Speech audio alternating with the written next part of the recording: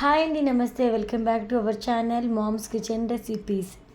ఇవాళ మన రెసిపీ ఏంటి అంటే పిల్లలకైనా పెద్దలకైనా ఎంతో మేలు చేసే జొన్నలు పెసలతో మంచి బ్రేక్ఫాస్ట్ అయితే చూపించబోతున్నాను. బ్రేక్ఫాస్ట్ అనే కాదు, బ్రేక్ఫాస్ట్గా అయినా స్నాక్స్గా అయినా ఎలా తిన్నా కూడా టేస్ట్ మాత్రం సూపర్గా ఉంటుంది. అలానే హెల్త్ బెనిఫిట్స్ కూడా చాలా ఉన్నాయండి ఈ రెసిపీలో. ఇప్పుడు హాలిడేస్ కాబట్టి పిల్లలు రోజంతా ఆడి అలసిపోయి ఉంటారు కదా. అలాంటప్పుడు ఇలాంటి హెల్దీ రెసిపీస్ పెట్టడం వల్ల రోజంతా చాలా ఎనర్జీగా ఉంటారు. అస్సలు నీరసం అనేది అస్సలు ఉండదు. ఇంకా ఆలస్యం చేయకుండా రెసిపీలోకి వెళ్ళిపోదామా? పదండి. అయితే ఒక బౌల్ తీసుకొని అందులో 1 కప్పు వరకు పెసలు, 1 కప్పు వరకు జొన్నలు అయితే వేసుకోవాలి. కరెక్ట్గా 1 కప్పు పెసలకి 1 కప్పు జొన్నలు అయితే తీసుకోవాలండి. శుభ్రంగా వాటర్ పోసుకొని ఒక 2 సార్లు కడిగి తీసుకోవాలి. 2 సార్లు కడిగిన తర్వాత వాటర్ వంపేసి మంచినీళ్ళు అయితే పోసుకొని ఇక్కడ మనం ఓవర్ నైట్ అయితే నానబెట్టాలండి. ఆ తర్వాత ఎలాంటి ఫర్మెంటేషన్ అవసరం లేదు. ప్రాసెస్ అంతా చాలా సింపుల్గా ఉంటుంది. టేస్ట్ మాత్రం హై లెవెల్లో ఉంటుంది.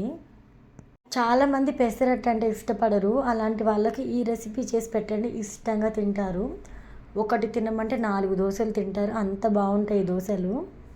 ఇక్కడ ఓవర్ నైట్ తర్వాత చూపిస్తున్నాను చూడండి. చక్కగా ఇక్కడ పప్పులు అయితే పులిసిపోయాయి అనమాట. ఈ విధంగా పప్పులు నానిన తర్వాత మిక్సీ జార్లోకి అయితే వేసుకోవాలి పప్పులన్నింటినీ.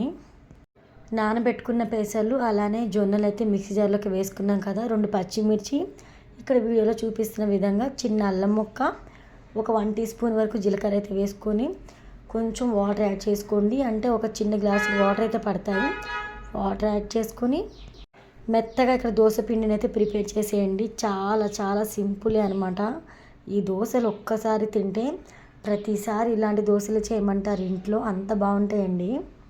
ఇక్కడ దోశ పిండి మనం రుబ్బేసుకున్నాం కదా. నెక్స్ట్ ఇదైతే ఒక గిన్నెలోకి అయితే వేసేసుకోవాలి. ఆ తర్వాత టేస్ట్కి సరిపడా ఉప్పు అయితే వేసుకొని అవసరానికి తగ్గట్టుగా వాటర్ అయితే కొంచెం యాడ్ చేసుకోండి.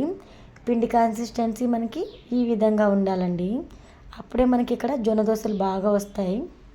సాధారణంగా జొన్నలు అనగానే చేదుగానో ఏదోలాగా ఉంటే మేము తినలేము అనుకుంటాం కదా. మా ఇంట్లో కూడా అలానే అనుకున్నారు. సో ఈ దోశలు తిన్నాక చాలా బాగున్నాయి అని చెప్పారు. ఎప్పుడైనా ఇలాంటివే చేసి పెట్టు అని చెప్పి అడిగారు మా ఇంట్లో అయితే.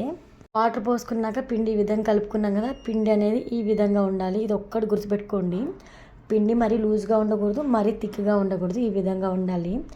ఆ తర్వాత స్టవ్ ఆన్ చేసుకొని ప్యాన్ పెట్టుకోండి. నేను ఇక్కడ ఐరన్ కాస్ట్ ప్యాన్ తీసుకున్నాను. కావాలంటే మీకు డిస్క్రిప్షన్లో లింక్ ఇస్తాను, చెక్ చేయండి. ఈ పెన మీద దోశలు సూపర్గా వస్తున్నాయండి. ఫస్ట్ అయితే ఒక 1 టీ స్పూన్ వరకు ఆయిల్ వేసుకొని ఉల్లిపాయతో రుద్ది వాటర్ జల్లి దోశ వేసుకొని ఆ తర్వాత కొంచెం ఆయిల్ అయితే వేసుకొని 2 వైపులా మంచి కలర్ వచ్చేంత వరకు కాల్చి తీసుకుంటే అద్దరిపోతుంది. పల్లి చట్నీతో అయితే సూపర్గా ఉంటుంది. అల్లం చట్నీతో కూడా బాగుంటుంది. అల్లం చట్నీ కూడా ఛానల్లో ఉంది, చెక్ చేయండి. మరి ఈ రెసిపీ నచ్చితే లైక్ చేయండి. ఒక 100 లైక్స్ ఎక్స్పెక్ట్ చేస్తున్నా, లైక్ చేయండి.